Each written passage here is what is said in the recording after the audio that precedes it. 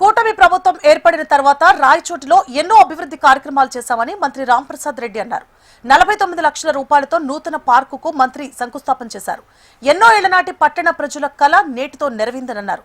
Drainage, తాగునీటి సమస్యపై ప్రత్యేక దృష్టి పెట్టామన్నారు. దెబ్బతిన్న విద్యుత్ పోల్స్ లైన్లు మార్పు కోసం అధికారులతో చర్చించామన్నారు. ఇక వైసీపీ ప్రభుత్వం ప్రజల అభిప్రాయాలను తీసుకోకుండా 34 వార్తలను 44 వార్డులకు పెంచిందని మంత్రి రాంప్రసాద్ రెడ్డి గుర్తు చేశారు. కూటమి ప్రభుత్వం ఏర్పాటైన తర్వాత రాయచోటి నియోజకవర్గంలో ఎన్నో అభివృద్ధి కార్యక్రమాలు చేపట్టడం జరిగింది.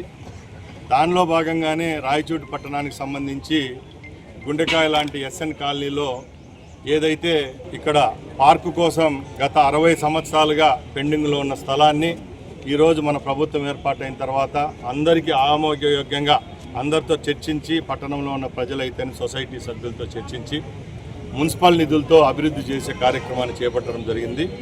దానిలో భాగంగానే మొట్టమొదటిగా 49 లక్షల రూపాయలు మున్సిపల్ అడ్మినిస్ట్రేషన్ నుంచి పార్క్ కోసం కేటాయించి నిధులు చేశాం.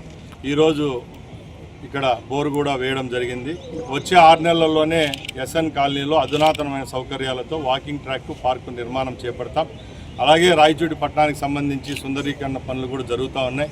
ఎక్కడెక్కడ సర్కిళ్ళు ఉన్నాయో అక్కడ పెండింగ్ ఉన్న పనులు అయితేనే, అలాగే సిమెంట్ రోడ్ల నిర్మాణం ఎక్కడెక్కడ పెండింగ్ ఉన్నాయో అవి కూడా చేపట్టడం జరిగింది. అలాగే ముఖ్యంగా రాయచోటికి సంబంధించి చాలామంది ప్రజల్లో నీటి సమస్య గురించి చర్చ జరుగుతూ ఉంది. దానిలో భాగంగానే రాయచోటికి గత ప్రభుత్వాల్లో గత 15 సంవత్సరాలుగా ఏదైతే వెలుగులు వాటర్ స్కీమ్ 1వ స్కీము వాటరు రాయచోటి పట్టణానికి వస్తున్నాయి, అదే విధంగా 2వ లైన్ కూడా తీసుకొచ్చేదానికి ముఖ్యమంత్రి గారు ఒప్పుకున్నారు. దాని మీద కూడా డిజైన్ మీద ఈరోజు అధికారులతో మాట్లాడడం జరిగింది.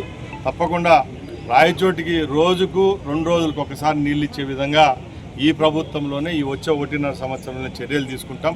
వెలుగులు వాటర్ స్కీమ్ 2nd లైన్ ఏదైతే ఉందో దాన్ని అమృత్ స్కీమ్ కింద శాంక్షన్ చేయించుకునే దానికి ప్రతిపాదనలు ఉన్నాయి, అవి కూడా రెడీ అవుతున్నాయి. కాబట్టి తప్పకుండా రాయచోటి పురపాలక ఏదైతే సంస్థ ద్వారా, అలాగే రాష్ట్రం నుంచి వచ్చే నిధుల ద్వారా రాయచోటి పట్టణానికి సంబంధించి ఇప్పటికే రింగ్ రోడ్డు విషయంలో ఫ్లైఓవర్ ఒకటి జరుగుతూ ఉంది. అలాగే ఎడం పక్కల ఏదైతే ఉందో దానికి సంబంధించి చల్లంపల్లి రింగ్ రోడ్డుకు అది కూడా పెండింగ్ చాలా 10-14 సంవత్సరాల్లో ఉండడం, అక్కడ కూడా ల్యాండ్ అక్విజిషన్ 9 కోట్ల రూపాయలు పెండింగ్ ఉండడం, దానికి కూడా కలెక్టర్ గారి దగ్గర నిధులు కూడా ఏర్పాటు చేయడం జరిగింది.